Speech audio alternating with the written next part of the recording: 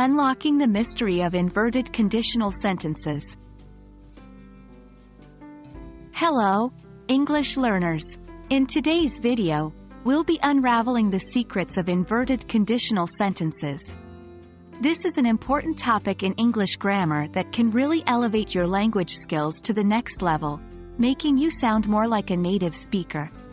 So buckle up, and let's get started.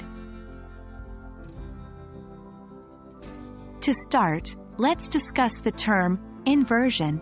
In the English language, inversion is a grammatical construct where the normal order of words is reversed, generally for emphasis or to make a sentence more formal. The most common use of inversion is in questions, where the subject and auxiliary verb switch places. For example, instead of saying, "You are happy," we would say, "Are you happy?" when asking a question. But today we're focusing on a specific use of inversion in conditional sentences. Before we dive deeper into inversion in conditional sentences, let's quickly review what conditional sentences are.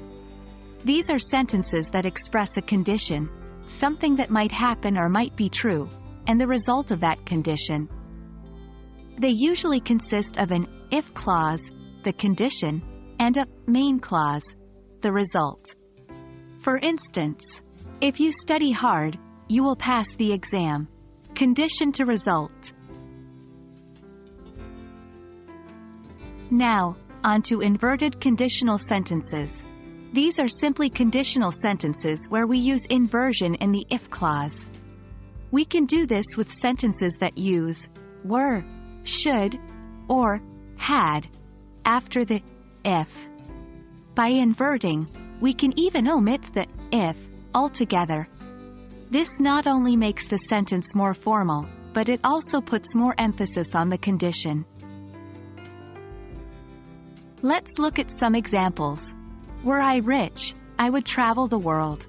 Instead of, if I were rich, I would travel the world. Should it rain, we will stay indoors. Instead of, if it should rain, we will stay indoors. Had I known, I would have acted differently. Instead of, if I had known, I would have acted differently. Notice that the subject and verb are switched in the if clause when we use inversion. While it might seem a bit daunting to use these in conversation, the trick is simply practice. Remember that you don't have to use inverted conditionals all the time, but they can add variety to your language and make your English sound more sophisticated.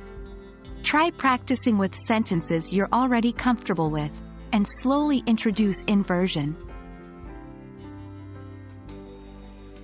And that's a wrap on our introduction to inverted conditional sentences.